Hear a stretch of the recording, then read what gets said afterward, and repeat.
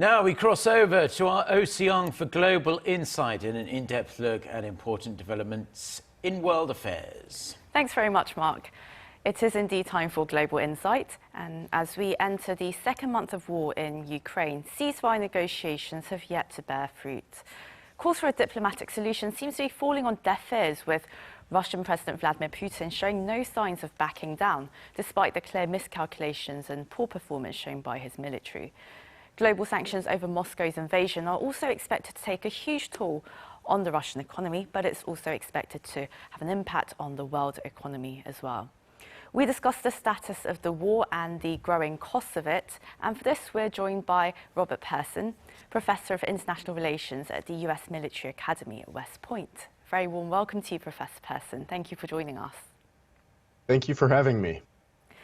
And well, ahead of Russia and Ukraine's seventh round of talks, which were set for Tuesday, Ukrainian President Volodymyr Zelenskyy said that his country is willing to become neutral and compromise over the status of the eastern Donbass region as part of a possible peace deal.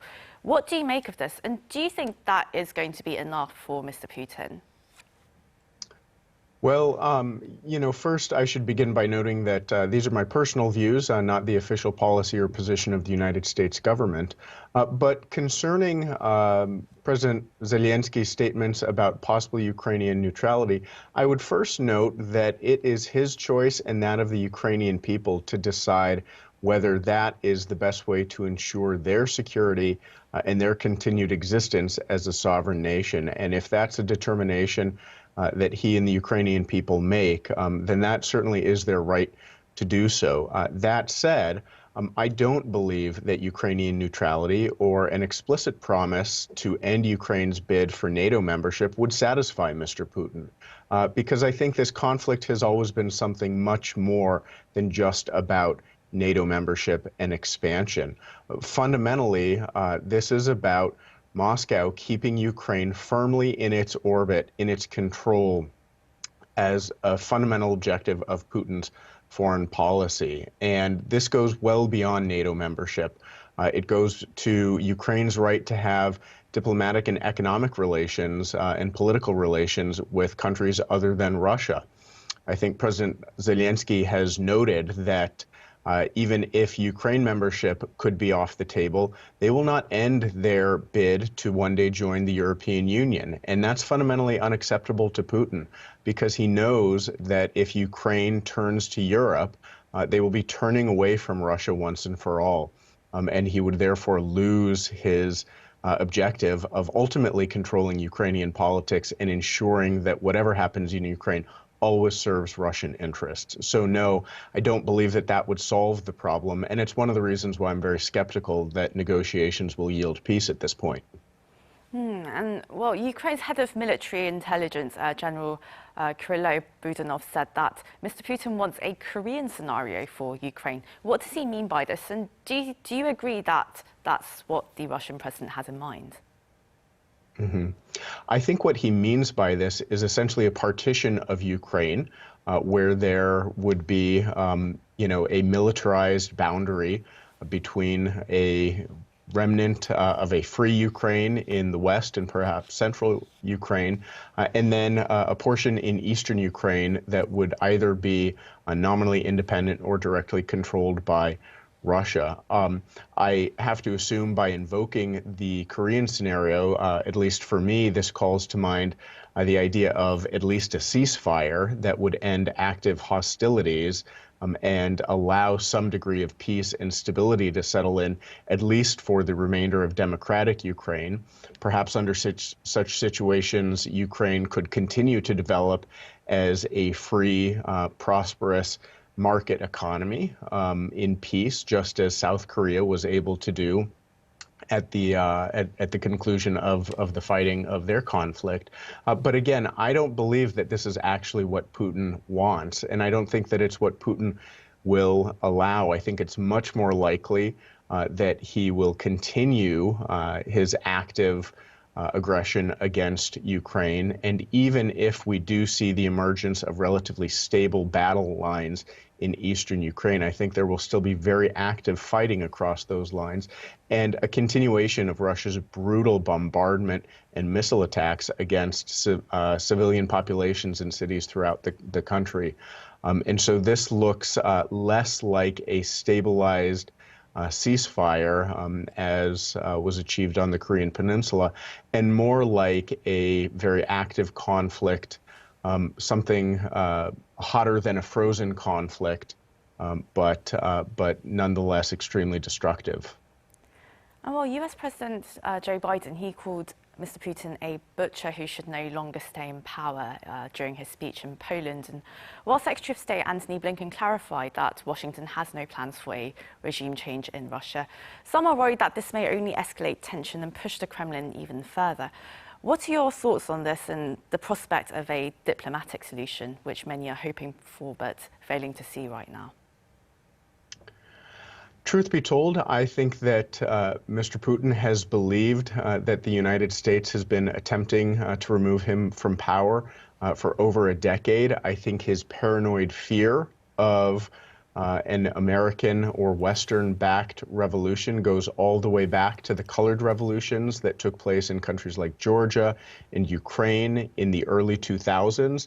He has described those as American-led plots to counter Russia's interest. I think that paranoia also was on full view in 2011 and 2012 when there were native organic grassroots protests that emerged in Russia in response to electoral fraud in Russian elections.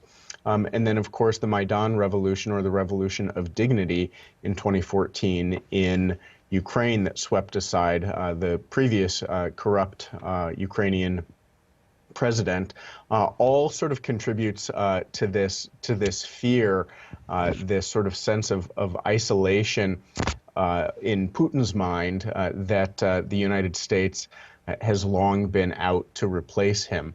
And so I don't believe that President Biden's statement or Secretary Blinken's statements really have changed Putin's mind at all. This is a fantasy that he has been convinced of for many, many years. And so I really don't think it changes the equation much or Putin's thinking at all.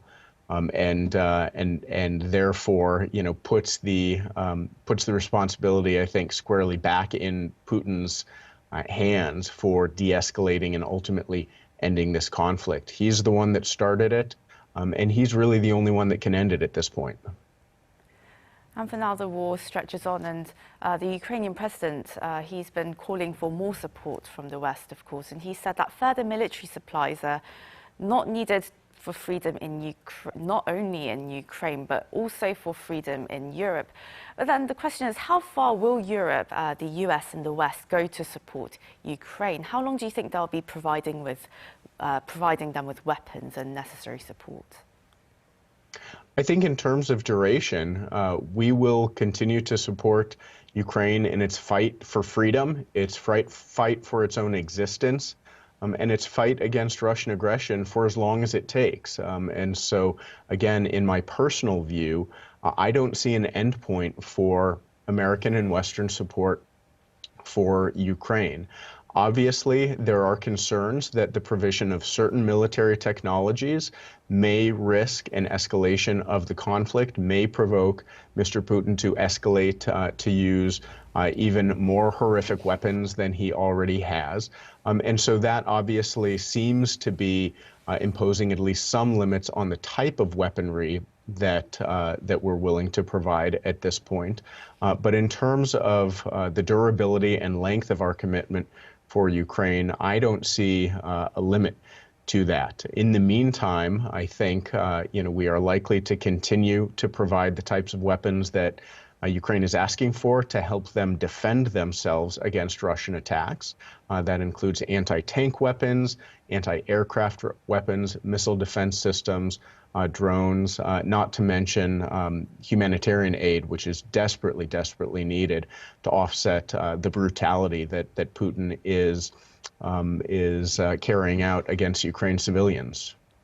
While providing military support to Ukraine, the West is, of course, also imposing sanctions on the Kremlin. And the Institute of International Finance says that Russia's set to lose 15 years of economic gains by the end of next year following global sanctions over its invasion of Ukraine. Would you agree with that view? And how much impact do you think the sanctions will have on the livelihoods of the elite in Russia? So the estimates that you refer to really are extraordinary. They are predicting a 15% loss in GDP in 2022 alone. And if that loss of that scale comes about, that would return Russia's GDP to the level it was in 2007. And so that's where that figure of 15 years comes. Now, I should note that when the Institute for International Finance released that estimate, they actually considered that their optimistic scenario and noted that a more realistic scenario would be perhaps a 20% reduction in GDP. They also noted recently in an analysis that if there were a full trade embargo against Russia, that could lower Russia's GDP by 30 to 40%, which really would be a catastrophic economic collapse of the country, the likes of which Russia hasn't seen since the collapse of the Soviet Union in 1991. So there's no doubt that these sanctions are proving to be extraordinarily costly for Russia. That cost obviously is borne unequally because unfortunately many ordinary Russians are soon paying the price of Putin's war. I believe his oligarchs, those who are his cronies in power, probably continue to lead relatively comfortable lives in Russia. They're insulated from much of the suffering of ordinary people. It's true they can no longer travel abroad, visit their yachts in the Mediterranean, go on lavish shopping trips in Paris and London and elsewhere. But fundamentally, Putin has taken care of them for 20 years, and they've taken care of him for 20 years. And so I don't think the prospects of them abandoning him are particularly high because ultimately they depend on his goodwill and his power for their own wealth. And as sanctions continue to bite, what will be the longer-term consequences for the Russian economy, particularly with restrictions on key technologies entering the country? Yeah, the constrictions on technology imports into Russia, I think, do have the potential to shape this conflict and its trajectory in significant ways. First, they will, over time, limit Russia's ability to actually wage war. Some of the military technologies that can no longer be exported to Russia, things such as computer chips, are already starting to have an impact on Russia's war machine.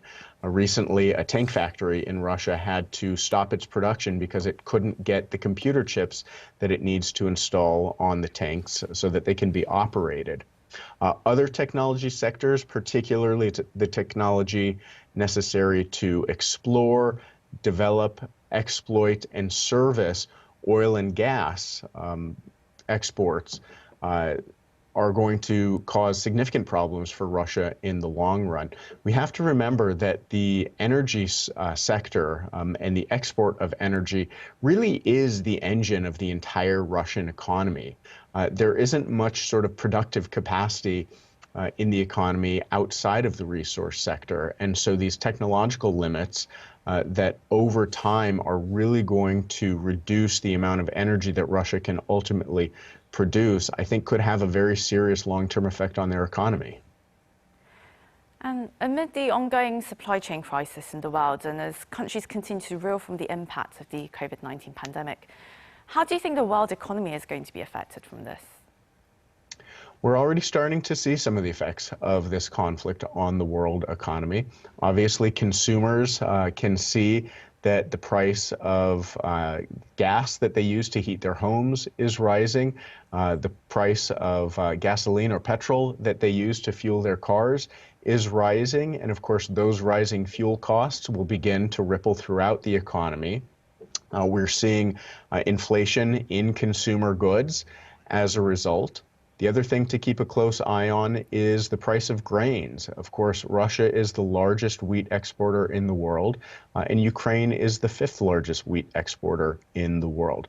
Now, many countries will be at least somewhat insulated from rising prices and perhaps limited supply because most countries that produce wheat consume a large degree of that domestically. But there are parts of the world that are very dependent on the import of Russian and Ukrainian grains, to include the Middle East and African countries. And so food supplies, food shortages, rising prices could lead to conditions of food insecurity in those regions and ultimately political and social instability.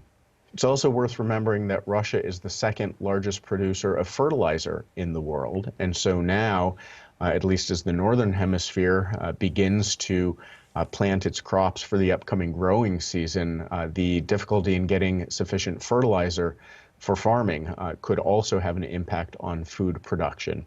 So, there will be costs and there will be pain associated with the economic war that the rest of the world is waging against Putin in an effort to get him to end his war against Ukraine.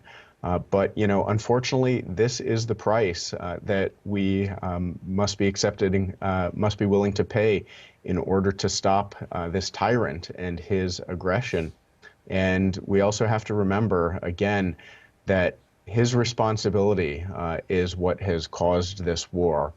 And it has really put the entire world in an extremely difficult and tragic situation.